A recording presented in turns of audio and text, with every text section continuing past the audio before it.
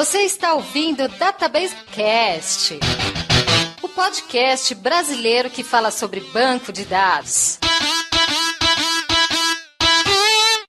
Olá pessoal, meu nome é Mauro Picchigliani e Data Lake está mais para arquitetura do que para hidrologia.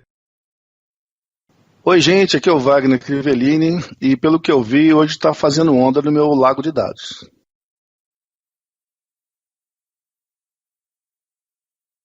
Oi gente, aqui é a Dani Monteiro fugindo do Data Swamp. Pessoal, aqui é o Vanden Kolk, vou conversar também sobre Data Lake. Wagner, vamos falar sobre Data Lake nesse programa. Beleza, vamos lá. Então vamos falar sobre Data Lake e assuntos relacionados.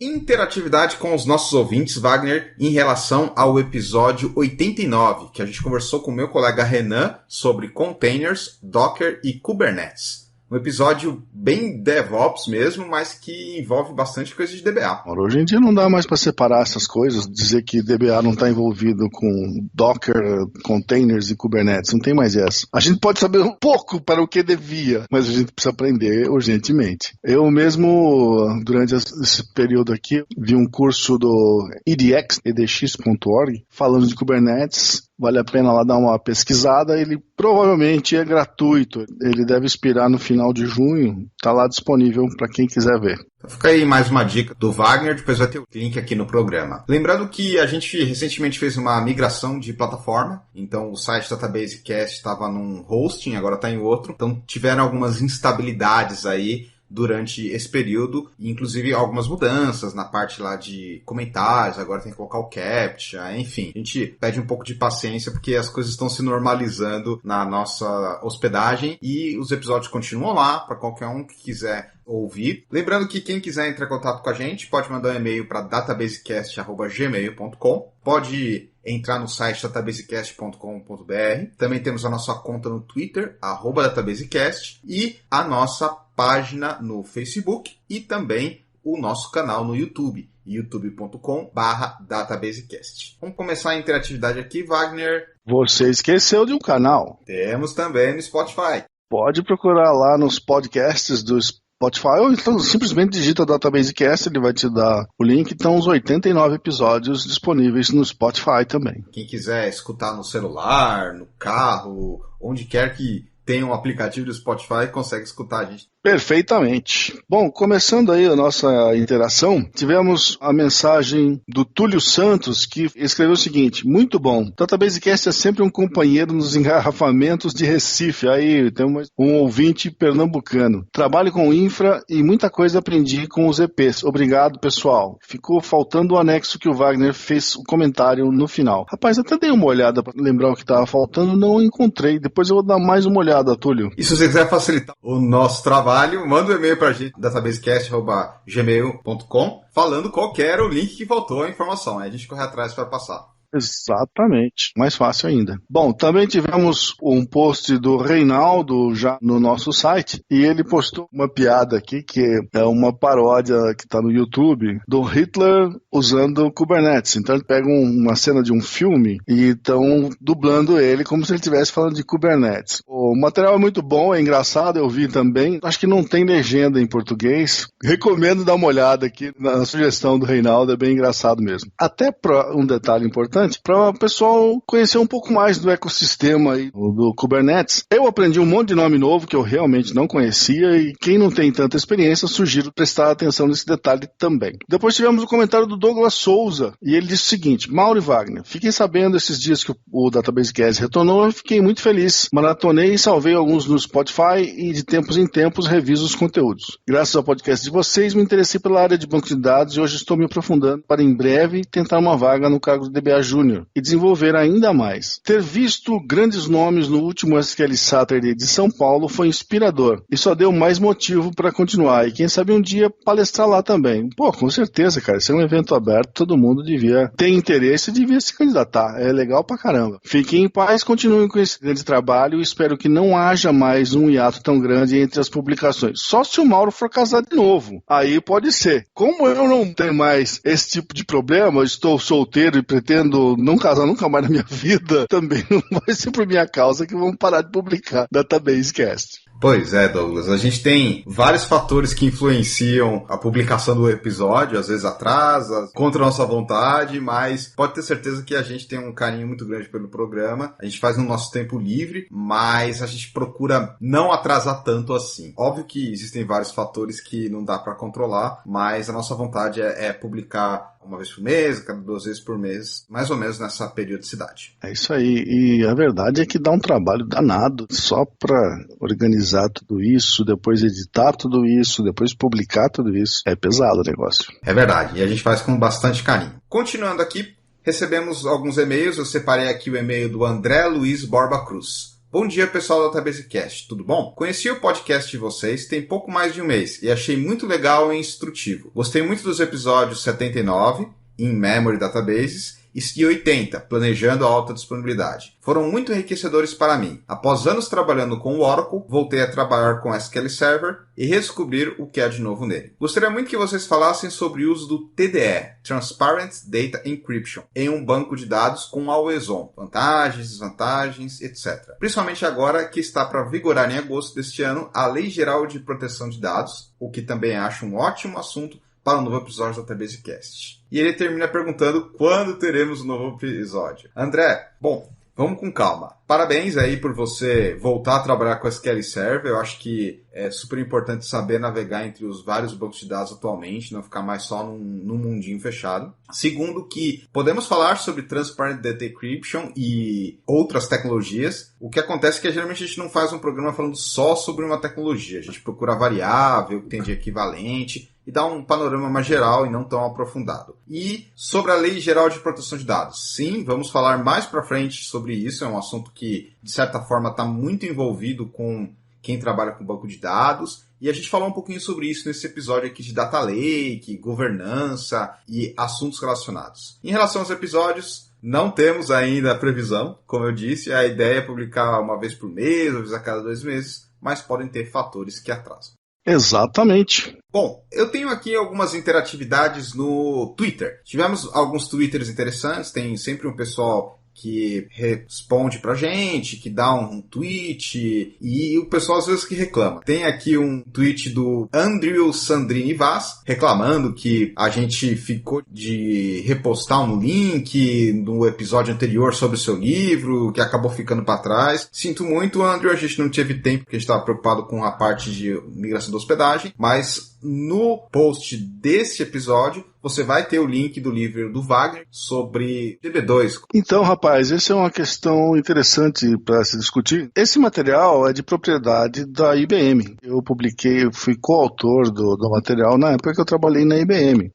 Bom, pessoal, então hoje o assunto é sobre Data Lake. Temos 2 convidados aqui. O Vanden Kolk Neto, é um arquiteto de dados da Microsoft, e a Dani Monteiro, que é MVP da Microsoft, e também tem um cargo novo que ela vai explicar para nós em seguida. Nós temos aqui, então, 2 convidados, o Vander e a Dani. Vou abrir esse programa dando oportunidade para eles falarem um pouquinho como eles começaram na carreira, se eles são formados, quais tecnologias eles trabalharam e como eles foram parar trabalhando com Data Lakes. O meu começo é aquela coisa de louco, assim. Eu acho que a tecnologia mais me escolheu do que eu escolhi a tecnologia. Fiz FATEC, São Paulo, fiz processamento de dados. E já na faculdade eu já gostava bastante da parte de banco de dados. Então foi meio que natural eu ir ficando um pouco mais com banco de dados. Depois de algum tempo eu fiz o mestrado. A minha pesquisa também foi sobre banco de dados, foi sobre qualidade de dados para bancos relacionais. Tem 1 ano e pouquinho que eu sou MVP da categoria de Data Platform e alguns meses que eu sou Regional Director, que também é um prêmio da Microsoft, é um grupo um pouco menor, um pouquinho mais focado em negócios, e para CRD você tem que conhecer outras tecnologias também. Então junto que eu conheço um pouquinho de Mongo, que eu conheço do mundo Microsoft, e é isso. Bom, meu nome é Vanden Kolk, não é um nome muito comum para ninguém em nenhum lugar do mundo, mas todo mundo me chama de Vanden. Eu sou do Recife e eu comecei com banco de dados, na verdade, bem cedo. Eu, com 18 anos, eu comecei a estudar tecnologia e aí calhou de eu começar a dar aula. E aí uma das primeiras disciplinas que eu dei aula num treinamento de programação era teoria de banco de dados. Eu fazia engenharia eletrônica na época. Aí eu larguei a faculdade, pouco depois eu fui trabalhar num centro de treinamento Microsoft. A empresa fechou lá no Recife e abriu a vaga para mim aqui em São Paulo. Eu mudei aqui para São Paulo. Aí eu fiz faculdade de tecnologia em banco de dados, já era um profissional da área, e fiz MBA em gestão de tecnologia. Eu estou na Microsoft já há 8 anos, trabalhei em grandes empresas, trabalhei na IBM, trabalhei na Unisys, entrei na Microsoft e sempre com foco em banco de dados. Na época que eu entrei, era muito voltado para SQL Server, que era em que a plataforma de dados da gente era baseada. Aí com a nuvem, houve uma proliferação de tecnologias e a área de dados, ela passou a ter uma relevância muito grande. A questão do dado como moeda e etc.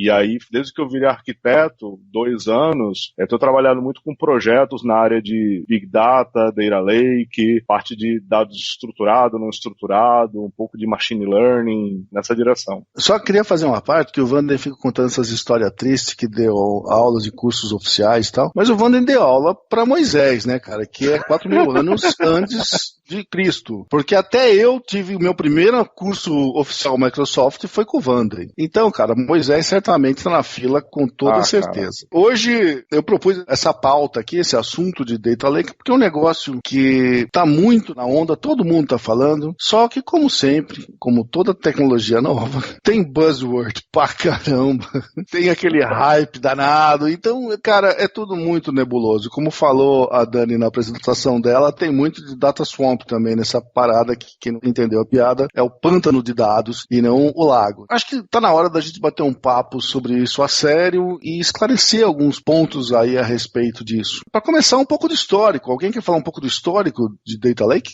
O Data Lake, ele é meio controverso, né? A maioria dos casos que eu atuei com Data Lake, as pessoas têm a ideia de que aí você pega uma tecnologia qualquer e joga todos os dados lá dentro e beleza, uma hora você vai precisar deles, aí você começa a descobrir o que é. E a maior parte das pessoas nunca trabalharam com Data Lake, porque é uma bagunça generalizada onde se joga lá todo tipo de dados e depois você se mata para conseguir extrair alguma informação dessa multidão de dados. A história dele tem muito a ver com o volume crescente de dados e com a necessidade de armazenar dados que já não são mais necessariamente tabulares e têm informações relevantes. A ideia é de criar esse repositório e que fosse possível extrair depois essa informação, não era só jogar. Qual que é o problema que eu tenho visto? Já começando assim, logo falando de problema. A governança do Data Lake é muito importante e a gente também precisa parar um pouco de confundir Data Lake com um repositório qualquer. Na realidade, o Data Lake ele vai muito além do armazenamento de uma porrada de dados de várias fontes e formatos diferentes. O termo Data Lake, na verdade, ele foi cunhado pelo menos assim, essa história que eu pesquisei. Ele foi cunhado por um cara chamado James Dixon. James Dixon era CTO da Pentaho. Então, esse cara cunhou esse termo. Em contraste, a ideia de Data Mart. Estava pesquisando outro dia, porque existe muita confusão sobre o uso do termo. E eu andei pesquisando material para um cliente, que tem muito cliente que tem que aceitar a palavra da gente como verdade absoluta. O Gartner, ele fala uma definição que é muito interessante. Data Lake é a mãe das áreas de stage. É a mãe de todas as áreas de stage. E faz Cara, essa é boa, hein? Gostei. Mas isso não é meu, isso é do Gartner. Então merece respeito, né? Não eu.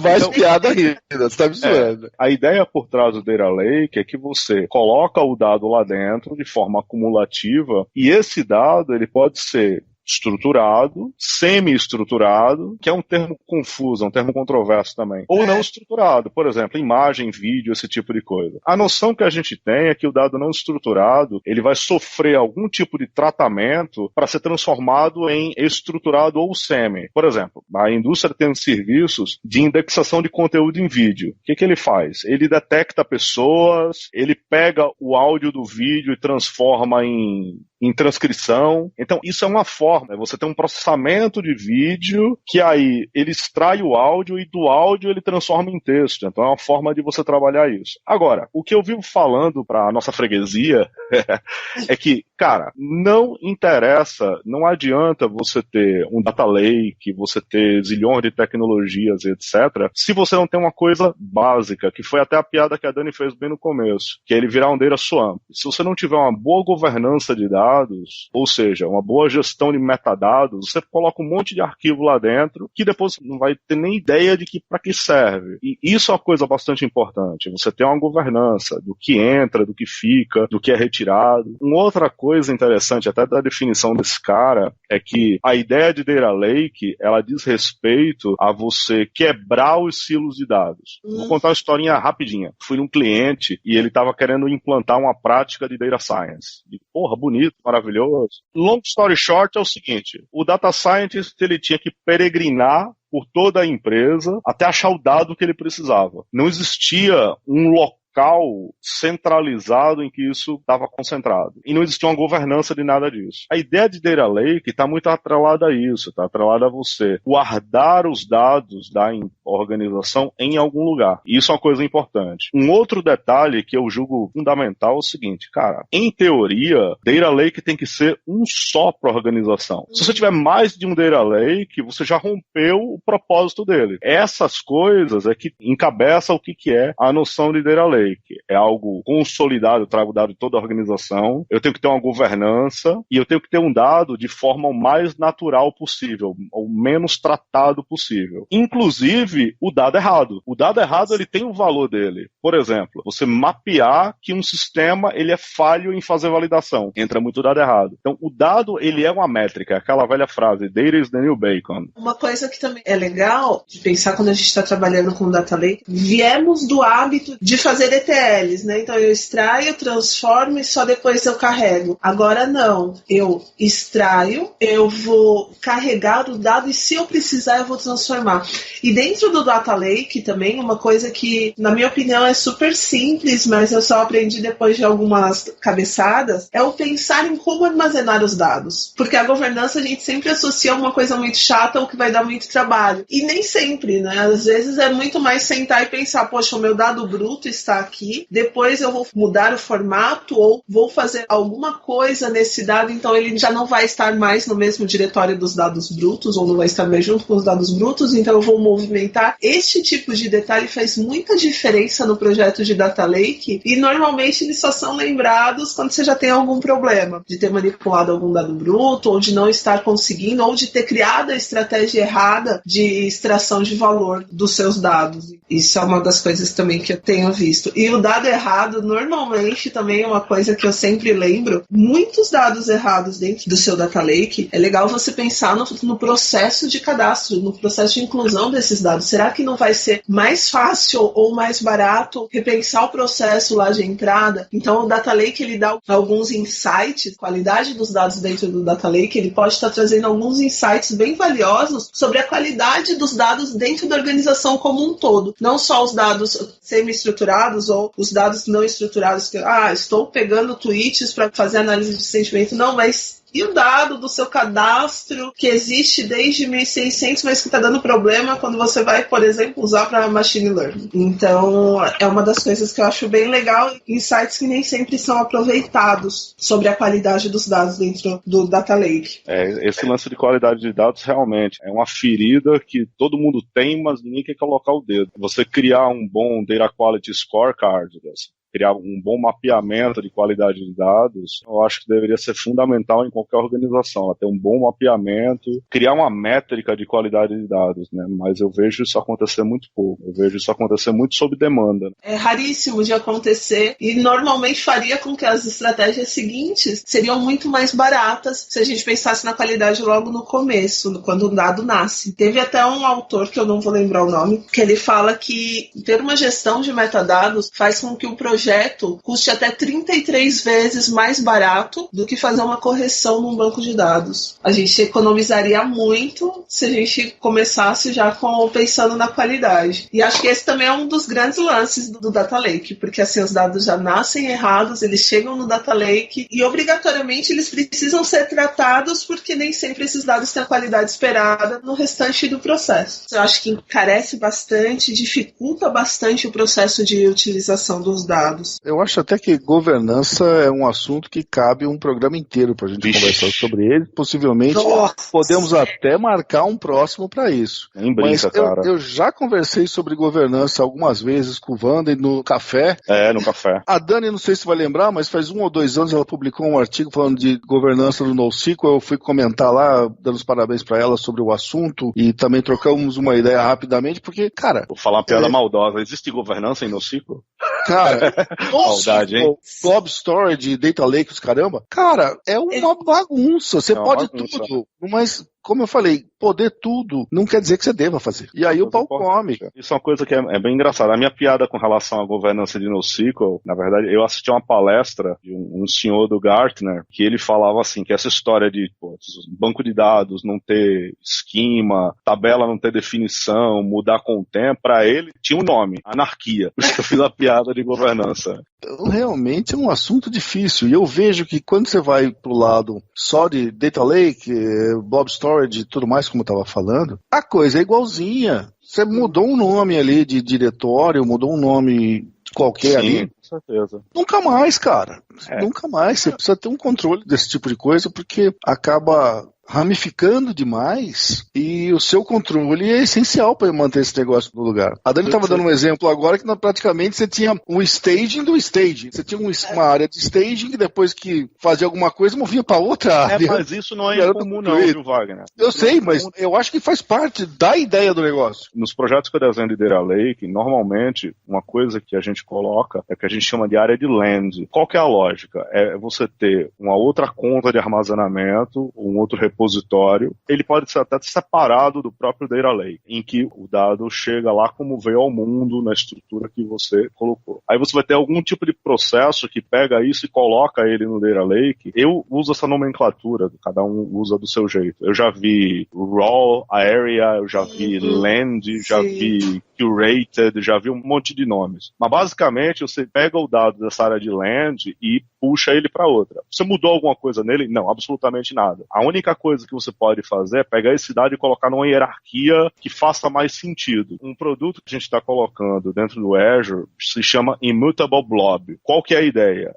É uma conta, ele chama de... É um nome engraçado, ele chama de worm, que é write once, read many. Você grava o dado apenas uma vez, mas você pode ler várias vezes. Qual que é a ideia? Uma vez que eu gravei o dado, tchau, ele é imutável. E aí a grande ideia por trás disso é o seguinte, imagina que eu tenho um monte de sensores capturando dado. Eu posso pegar esses dados, esses sensores, jogar na minha área de land e depois jogar no meu Data Lake. No Data Lake ele está sujeito a ser modificado por algum processo ou até pela mão erótica de alguém. Alguém botou lá a mão e apagou tudo. Na área de land, não. A área de land é sagrada. Por quê? Porque é imutável. Essa que é a ideia. Aí o cliente fala assim, pô, mas eu vou pagar 2 vezes pelo storage.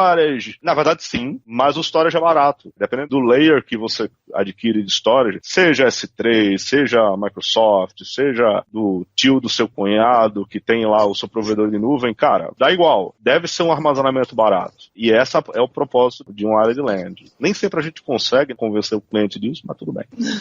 Tô mentindo, Dani? Não. É engraçado como a gente começa, mesmo com a história dos NoSQL, de falar assim, não, mas hardware é barato. Cara, tenta convencer. Sem contar que é sempre essa história, não, mas eu quero armazenar tudo, mas eu quero economizar, ok? Então as pessoas ainda esperam algumas mágicas, mesmo hoje em dia, né? Uma coisa que surgiu até para aliviar um pouco esse peso na nossa consciência é que tem muitos formatos de dado que está se usando para Data Lake, por exemplo, o Parquet, que ele já tem uma compressão. Ele já é um zipado, né? E aí você tem os decoders da vida para descomprimir isso, e o grande desafio é fazer isso de forma rápida, né? Porque o arquivo zip normal, ele é monotarefa, né? Ele é monothread. Agora tem um decoder que é o Snap, que é mais espertinho, que ele suporta multithread, ou seja, é bem mais inteligente. Mas ainda é um desafio. A grande sacada é que, tipo, o dado... Você pega, por exemplo, tem um cliente nosso que está fazendo um Data Lake para guardar informação de log de segurança segurança e de equipamento de rede. Tudo bem, só que é tudo arquivo texto, tudo informação texto, altamente repetitiva. Então, quando você aplica uma compressão da vida, reduz pra caramba. Né? Muito mais do que jogar qualquer coisa lá em algum repositório e falar que tem um data lake. Né? Pensar em qual é o melhor formato para processar depois, ou mesmo para manter esse dado de forma que ele possa ser acessado depois. O Parquet é um dos melhores formatos, assim, no geral, ele tem me dado muitas alegrias, porque no final das contas, a maior parte dos casos que eu tenho trabalhado, eu acabo voltando para o formato tabular. O Parquet ajuda bastante neste processamento. Algumas das coisas que eu acho bem legal, assim, de pensar num data lake é pensar nas 10 mil camadas que você tem que ter. Como que você tira alguns vícios das organizações de ter um único repositório? Jesus. Essa parte é divertida, cara. Eu acho que eu devia usar a intuição que eu uso nessa etapa pra ganhar na Mega Sena, mas beleza, nunca consegui. Muito difícil. As equipes acham que são proprietárias, assim, dos dados, tem um certo apego. E aí, ter um data lake, eu acho que também é uma das coisas que dificulta na hora de conseguir. Qual é a informação correta? Você sabe que eu fui na Argentina fazer uma venda, estava escrevendo um documento sobre governança de dados. Uma das coisas que a gente fala em governança de dados é que você tem o perfil, a figura lá do Data Owner. De certo modo, em tradução livre, o dono do dado. O cidadão, mas se eu sou o dono do dado, eu posso escolher para quem eu vou disponibilizar ele ou não. Aí eu falei, cara pálida, Data Owner, você tem muito mais obrigações do que direitos, né? O dado, ele pertence à organização. Ele não pertence a você. Você é Data Owner, você tem o Data Owner, que é o dono do dado em termos de negócio. E você tem o Data Custodian. A TI é o custodian, é quem custodia o dado, mas tem alguém da TI que é responsável por aquele dado de certo modo. O Data Owner é o cara que leva a porrada quando dá problema. Porque ele é dono nesse sentido. Ele é dono da responsabilidade. É exatamente isso. Então, o Data Owner tem muito mais responsabilidade do que direito. E aí o cara tinha na cabeça dele, não, mas já que eu sou dono do dado, eu posso escolher. Eu dou pra você, dou pra você, dou pra você, não dou pra você, porque eu não gosto de você. E não é bem esse o raciocínio, entendeu? Tá muito mais associado a quem é o dono do dado do ponto de vista de negócio. Mas o dado pertence à empresa, né? Isso é uma coisa que o Data Lake ele tenta quebrar, mas isso é uma cultura difícil. Por quê? Porque se a gente analisar as organizações, cara, informação é poder. E é simples assim. O cara que é dono da informação, ou o cara que tem exclusividade do conhecimento de determinada informação e navega naquilo ali, não quer dividir aquilo ali com outro, cara. Eu vou pegar o meu dado e colocar nesse tal de Data Lake para qualquer um ver. Você bebeu. E tem aquela história também. Eu tenho um DW, então eu não preciso de um Data Lake. Eu quase infartei quando eu vi essa. Não é bem assim, não. Mas não tem nada a ver com a outra. Até tem como uma relação de causa e consequência, mas não é essa noção. Um não substitui o outro. Isso é verdade. Existe muito problema do conceito da coisa. Agora, sendo bem pragmático, por que o termo Data Lake, por que é que essa ideia de Data Lake está na moda? No meu ponto de vista, por duas coisas. Uma, o armazenamento ficou barato, ou seja, eu agora posso bancar acumulador. Até um termo que os gringos cunharam, eu escutei uma vez, eu achei interessante, que chama Data Hoarding, que é hoarders, é aquele programa acumuladores, né, aquele povo.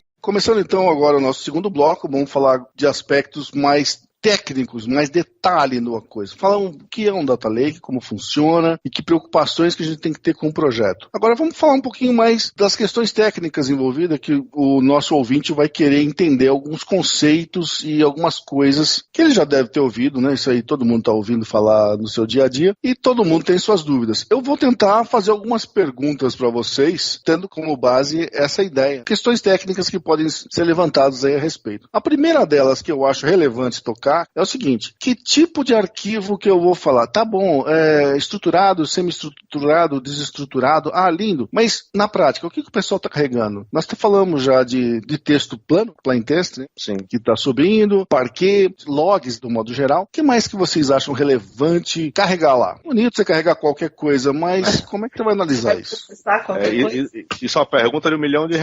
Eu tenho uma opinião que é o seguinte: o dado, 99,9% dos casos, é produzido como? É banco de dados, e o formato mais palatável, que todo mundo sabe exportar, é texto, é CSV. Isso é um fato. O grande problema do CSV é o seguinte, é muito sujeito a erro. Por exemplo, tem aquelas velhas clássicas, né? Formato é separado por vírgula, aí tem um campo texto que tem vírgula na frase, pô, lascou. Você tem que ter alguma maneira de desambiguar isso. Quando você usa formatos de indústria, Parquet, etc., tudo é muito bonito, porque já tem o metadado incluído no próprio arquivo. Então isso é show de bola.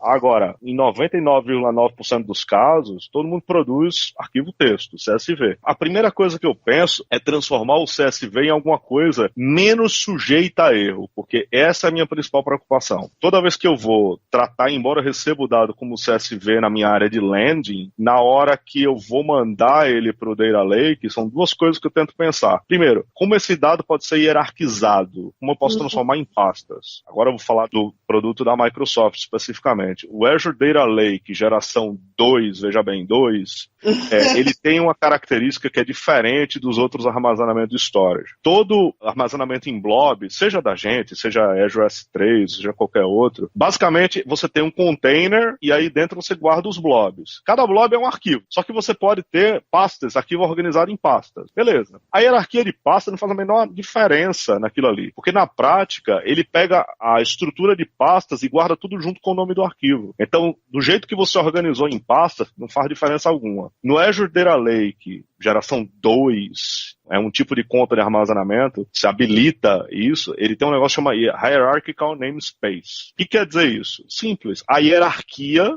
ou seja, as pastas que você coloca, passam a influenciar no desempenho. Moral da história. O jeito que você planeja a organização dos seus arquivos que você recebeu e tratou como Parquet, Avro ou OR, que são os 3 formatos mais manjados da indústria, o jeito que você organiza em pastas terá impacto no desempenho. Por quê? Porque o jeito que você guarda muda o jeito como você pesquisa. Você tem o dado particionado por ano, cria pastas por ano. Você tem o dado particionado por área de negócio, cria pasta por área de negócio, assim vai. Eu também vejo muito o JSON. JSON é uma coisa que cresceu absurdamente e, de certa forma, substituiu toda aquela promessa que a gente tinha lá de XML, ia ser o futuro. Ainda tem, mas é uma coisa bem específica. Eu vejo bastante o uso do JSON, principalmente quando a gente fala de dado que vem de API REST e esse tipo de coisa. Ah, mas isso aí já é coisa mais moderna, né?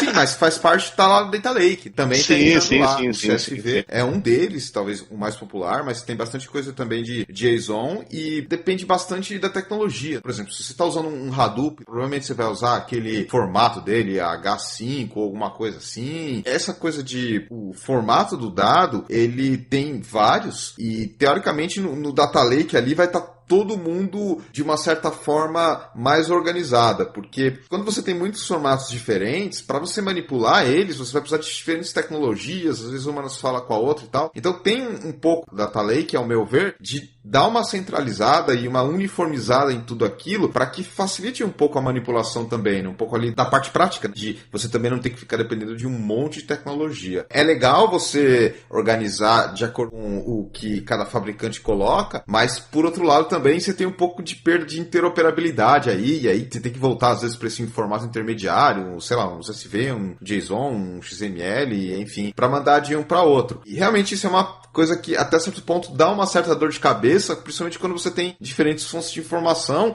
e em diferentes velocidades. Se você começar a falar em stream, né, em dados de IoT e tal, como o Data Lake age como um ponto centralizador, tem essas preocupações de a tecnologia que você vai usar para manipular, o formato, interoperabilidade. Eu acho que são coisas técnicas ali que passam pela cabeça de todo mundo que trabalha com Data Lake, suponho que diariamente, e que estão envolvidas muito com os padrões de mercado. Coisas novas estão surgindo aí. Sim, sim. Esse é um ponto interessante da parte prática ali, para ficar claro, para as pessoas que querem começar a trabalhar com Data Lake, que não vai ser uma coisa assim uniformizada, né? Vai ter um monte de coisas e aí vai ter um trabalho para meio que o Data Lake dar uma centralizada nessas diferentes formas, digamos assim. E eu concordo com você em gênero, número e grau. Deixa eu explicar. Por quê? Você recebe formato de CSV, normalmente são dados mais antigos, o dado que é gerado, um log, alguma coisa assim. JSON, concordo plenamente. O JSON ele é uma promessa, e principalmente quando você tem chamadas a serviços web aí, REST, falar pelo Azure, tudo é baseado em REST. Tudo é algum tipo de API REST, que o cabeçalho é JSON e o retorno é JSON. Então, isso é ponto passivo. E aí, quando a gente está falando do dado bruto, do dado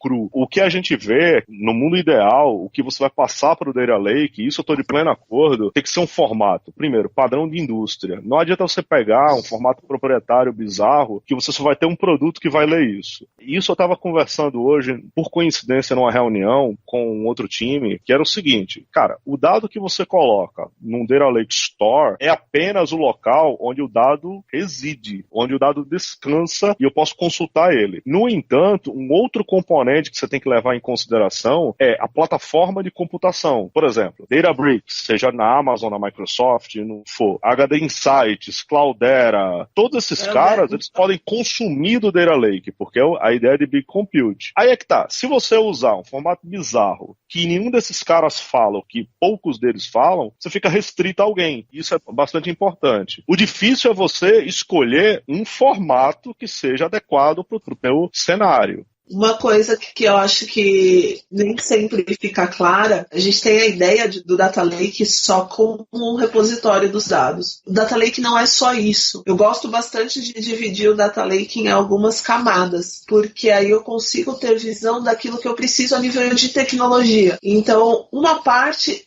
realmente é o storage, onde eu vou armazenar esses dados, seja no HDFS, seja no Cassandra, seja no MongoDB, ou seja dentro do SQL Server, dentro dos serviços de Data Lake, porque não adianta criar aplicações que não tenham a capacidade de processar um volume tão grande de dados e nem ficar usando esses formatos modinha, que eu já lembrei também aqui de uns casos do tipo, por que você está processando esse dado? A ideia é transformar esse dado antes de você saber o que você vai fazer efetivamente com ele. Uma das coisas que eu mais gosto de quando eu penso num Data Lake é essa liberdade de poder escolher vários componentes de acordo com a realidade daquela organização, de acordo com o desempenho, de acordo com o volume, de acordo também com a maturidade dos times para lidar com os dados. Coisas que eu guardo aí no coração, Databricks é o máximo. O Spark é uma tecnologia que eu acho fenomenal e ajuda muito a trabalhar com Data Lake. O Kafka também eu gosto bastante. E o HDFS, acho que são tecnologias que ajudam muito a ter uma arquitetura mais robusta quando eu falo de Data Lake, não só colocar os dados em um repositório, colocar vários tipos de dados em um repositório e acaba aí, não. Vai bem além, é muito mais uma arquitetura onde eu preciso pensar em todos esses aspectos de processamento, armazenamento e o streaming dos dados, do que só um repositório. Gente, vocês dois tocaram num assunto que agora quem vai fazer a pergunta é para mim mesmo, tá? Se alguém gostar da minha pergunta, ótimo, mas eu que quero saber. Um papo que a gente sempre fala dos vários formatos que tem para botar no Data Lake e tal, tem diversos. Aí a gente sempre passa por 3 nomes que não são logo de cara, mas sempre passa por eles. Apache Parquet, Apache Avro e Apache ORC. Temos 3 Apache aqui e cada um é completamente diferente do outro. Como que eu escolho qual é o melhor deles para eu usar para a minha aplicação? Quando que eu vou usar Avro? Quando que eu uso Parquet? Quando que eu uso ORC? Já pensaram nisso? Já pensei um pouco nisso. Cara, o mais popular hoje, na prática, é o Parquet, por ser colunar. Os caras já fizeram um zilhão de testes aí. Em larga escala. Pessoalmente, eu ainda estou para testar algum ambiente de petabyte size. Se Deus quiser, eu consigo algum caso desse para fazer uma brincadeira boa. Petabyte com Parquet, você tá de parabéns, amigo. Não. Cada arquivo vai ter um tamanho muito menor. A graça do Parquet está no seguinte, você pode tratar uma pasta e tratar aqueles arquivos como um conjunto. Essa que é a grande graça, porque aí você vai pegar e dividir o elefante. E essa é a grande sacada de qualquer coisa de Big Data. Big Data é você pegar aquilo que você fazia num banco de dados único e repartir em um monte, porque você paraleliza. Essa que é a lógica. O Avro, a única coisa que eu vi específica que escreve em Avro obrigatoriamente é a parte de streaming. No caso, o Event Hub, Kafka, ele pode fazer a persistência do dado que chega por streaming. Imagina, por exemplo, você tem um projeto de IoT, o cara tem lá a internet dos trens, ele tem um monte de sensores que canaliza aquela telemetria lá num hub. Quero ver aquele dado em tempo real. Só que aí é que tá, você vê o relatório em tempo real, mas depois que você viu, não tem rollback, não tem máquina do tempo para você voltar. Aí, essas plataformas de mensageria, de processamento complexo de eventos, eles podem fazer a persistência disso. num Data Lake, numa Blob, S3 ou qualquer bicho desse. O formato que eles usam, pelo menos no caso do Event Hub, é o Avro. Por qual razão? Cara, aí me pegou, não sei. Não sei por qual razão específica. E o Orc é um formato que algumas indústrias utilizam. Também é um formato da Apache. Os caras têm zilhões de células de desenvolvimento. Agora, o que eu vejo, tem muita notoriedade, é o Parquet. Muita gente usando o Parquet. Por N razões. Desempenho, por sem memory, colunar, vitaminado e etc. O formato colunar, rapazes me corrijam, com grande volume de dados, o formato colunar, na maior parte das situações, ele vai ter um desempenho melhor. E eu acho que isso é uma das forças do Parquet. Em resumo, pegar um logão bem grande, que tem um nível de repetição muito grande de informações ali dentro, e tacar num Parquet, pode ser que tenha um bom resultado de compactação, correto? Sim. Quando você utiliza algum tipo de variação do Parquet que tenha compressão. Tem esse detalhe importante. Só pelo fato de ser colunar, eu acho que ele vai ter um nível de compressão mais apropriado do que, por exemplo, um arquivo orientado à linha. Se você tem um arquivo que tem 300 colunas e você precisa ler só 2, você vai ocupar a memória só com essas 2 colunas. Você não precisa ler tudo. Essa que eu acho que é a principal vantagem. Isso vale para SQL, para qualquer coisa que tenha colunar no meio. Eu acho que essa é a grande sacada. Aliás, vocês falando de formatos, tem até um formato novo da Apache que eu vi recentemente. Jesus. Então, tipo, um formato que chama Iceberg. Com esse nome eu já tenho medo, tá? Esse eu não conhecia. Eu nunca vi ninguém usar, justamente pesquisando sobre os formatos de dados, e eu achei esse cara. Ele fala que também é um formato para dados no formato tabular, para grandes conjuntos de dados. Não usei, tá? Até o formato ARC eu também usei uma vez, acho. Que essa é uma discussão que vai render bastante, porque se a Apache, já vamos dizer aí, entre aspas grandes, que é a dona dos principais formatos, estão chegando outros, né? Discussão em cima do Iceberg seja muito relacionada que os caras estão procurando camadas para você ter dado que você não usa, né? Em nuvem, já se pensa nisso, por exemplo, de você ter camadas de armazenamento, hot code, para esse tipo de coisa. Fiz um projeto, na prática era Modern Data Warehouse, né, que é um termo pomposo, mas tinha um Data Lake por trás que já era um projeto anterior que a gente tinha feito. E uma das coisas que o cliente preconizou era que ele queria ter essa liberdade de dizer qual era o dado que era quente e qual era o dado que era frio, era archive, né, como a gente falava. E aí essa discussão é interessante porque bate num critério que é preço, porque se é um dado que eu uso pouco, que eu tô com ele porque eu tô acumulando meramente, eu quero pagar pouco também. E quanto mais compressão, melhor. Mesmo que essa compressão ela venha com um penalty de você consumir muito processamento. Eu comprimo muito dado, tudo bem que eu vou gastar poder de processamento para comprimir e para descomprimir. Mas, por outro lado, eu uso pouco. Eu estou guardando só por desencargo de consciência. Esse formato Iceberg, uma das coisas que me chama a atenção, isso em todos os players aí de software, é essa ideia de ter um sem esquema, meio com esquema. Porque esse Iceberg me chamou a atenção que eu falo assim, você pode mudar o esquema, você não precisa se preocupar muito com o particionamento, ele é meio, sei lá, meio largado, sabe? Tipo, você pode ir mudando o layout da sua tabela conforme seus dados vão evoluindo. É uma dificuldade essa história dos padrões. Não conhecia esse novo Iceberg aí, exatamente. Então, eu tô acompanhando. Estamos todos aprendendo. Eu também não conhecia, não, cara. A gente falou bastante sobre o armazenamento, parte de dados, mas tem também a questão do processamento. Pelo que eu tô vendo, quando a gente fala em data lakes, praticamente a maioria das pessoas fala em Hadoop, a Dani também falou em Spark, e eu acho que é por aí mesmo. Não é uma coisa mais tão, digamos assim, tradicional, já é aquela coisa mais para Big Data mesmo, em batch, usando MapReduce, etc. Não sei se tem alguma grande outra tecnologia que tá vindo aí para trabalhar no processamento junto com os data lakes. A Microsoft está apostando no Databricks, que também é open source, mas tem uma integração boa aí com os produtos da Microsoft. Eu, de cabeça, sempre falo de Databricks e Spark. Sim, o que vocês recomendam, o que vocês já viram usar, o que vocês acham legal?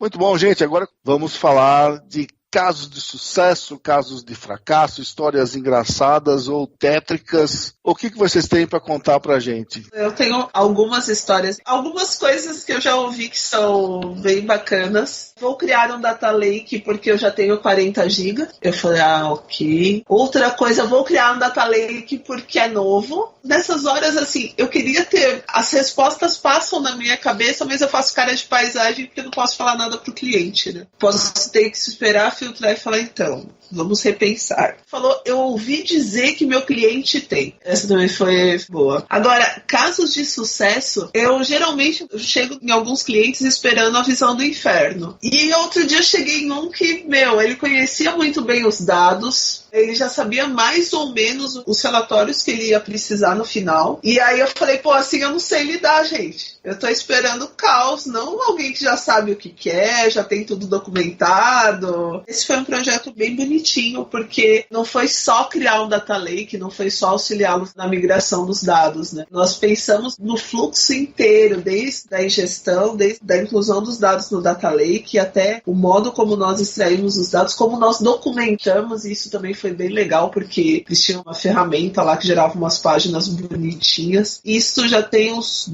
1 ano e pouquinho. Outro dia me deu curiosidade, eu falei, vamos mandar um e-mail, e cara, tudo continua vivo, a engrenagem rodando assim, Só, super... hein, cara? É filho bonito, sabe? Aquele que você quer exibir, mas Legal. foi bem legal. Esse é um dos meus casos mais felizes, assim. Porque depois do mestrado, principalmente, eu ficava meio, e aí? Eu quero ver qualidade, eu quero regras. E eu cheguei lá, tinha tudo bonitinho. E agora? Mas esse foi bem legal. Obrigado, Dani. Vanden? Eu fiz uma consultoria, eu fiz alguns workshops de arquitetura numa empresa no Chile. Eles tinham um problema que eles estavam criando vários data warehouses, vários data marts completamente ilhados. E aí começou até aquele problema dos silos, das lojinhas. Então eu comecei a conversar com eles a ideia de ter um data lake para eles tentarem romper essa ideia de silos. No final, o que acontece? Eles não compraram muito essa minha ideia, porque qual foi o principal problema? Houve o metal. De quem ia sair a plata para pagar isso? Era da área A, da área B ou da área C, se era um negócio corporativo? Um detrator gigante disso. E no final das contas ninguém quer contribuir para a resolução de um problema que é de todos. Que me levou a pensar, entendeu? Como você abordar isso? A falta de propósito da coisa, às vezes ela começa a criar essa desavença em cima de, cara, quem vai pagar a conta? Como que eu vou vender isso para o presidente da empresa? E assim vai. Aliás, longo prazo. Não dá para esperar que seja uma solução que traga um retorno em curtíssimo prazo. Já vi em curto prazo até, mas na maior parte dos casos, toda a arquitetura do Data Lake ela só vai trazer retorno depois de algum tempo. Bom, infelizmente eu não tenho nenhum case de Data Lake, Wagner, como os nossos convidados, mas é uma das tecnologias que eu tô ouvindo bastante falar, né? As pessoas comentam bastante que isso é super importante, por razões que a gente já comentou aqui, governança, diminuir os silos, de certa forma tá preparado para poder fazer um processamento de Big Data mesmo. O Data Lake, ele tá muito ligado com o negócio, a Dani falou também essa coisa de retorno de investimento, é importante também não pensar só na parte técnica, mas também em como isso vai impactar o negócio, no sentido de que tipo de valor vai trazer, a parte do retorno de investimento, e gerar expectativa. Assim como outras tecnologias, quando a gente fala em Data Lake, tem gente que já pensa que é a solução mágica e já monta uma historinha na cabeça e pensa que vai resolver um monte de problema. E na prática a gente sabe que não é assim. Tem vantagens, mas também tem muito trabalho por trás quando você vai montar um projeto de Data Lake. Eu aprendi que quando você tem que fazer projetos das coisas é porque o negócio é sério e não é tão simples quanto instalar e sair usando, sabe? Tá certo.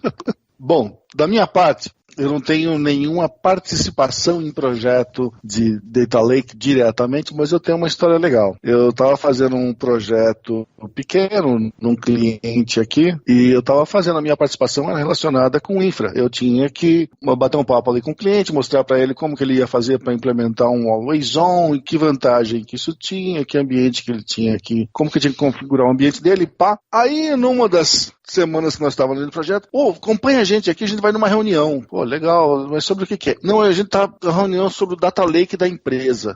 Beleza, obrigado pelo convite, né? Fui lá, participei, pessoal bateu papo, mostrou como é que era, como é que não era, tal, né? Falei, legal, né? Aí depois teremos outras reuniões e blá, blá. Beleza, que bom. Aí semana seguinte, novamente, vai ter outra reunião lá do Data Lake, vamos lá de novo? Beleza, vamos embora. Falei, legal, a primeira reunião, vamos conversar, né? Chego na sala, um povo completamente diferente. Que porra é essa? Eu olhando pros lados aqui, gato de fora, né? Eu tinha começado o projeto recentemente, não conhecia ninguém lá, então eu era muito novo ali dentro. Aí, quando terminou a reunião, eu fui pro meu colega, que era o coordenador ali da empresa, né? Falei, escuta, eu não entendi, por que nós estamos falando tudo de novo aqui e é um povo completamente diferente? Não, sabe o que é? É que na semana passada era o pessoal do projeto local e esse aqui é o projeto que vão fazer em Brasília. Eu falei, o quê? Kuma? Eu falei, mano do céu, sabe, Kuma mesmo, que você faz aquela cara de ué e fala, não vou perguntar, não vou falar nada porque eu vou ser chutado pra fora porque eu vou ser obrigado a falar verdades, né, cara? Mas eu passei por isso e eu tava crente que eu ia ter uma continuidade. A segunda reunião do projeto de Data Lake, quando eu chego é outro grupo, eram 2 Data Lake que estavam fazendo na empresa. Eu sei que é coisa muito bonita, né? Você vê como é que o negócio estava bem estudado dentro da empresa. Tinha 2 grupos estudando, muito bom. Eu acho que ia ser sensacional. Faz 2 Data Lake e por 2 pra brigar, né? Mas era isso, eles tinham as mesmas fontes, cara. Eu vendo isso aí, as mesmas fontes, mas eles falavam detalhes diferentes. Eu falei, nós vamos duplicar tudo isso aqui, meu irmão. Que ideia que esses caras têm. Já faz algum tempo, tomara que um dos projetos não tenha decolado, né? Porque senão ia ficar confuso. Esse é o projeto que você reza pra dar errado, né, cara?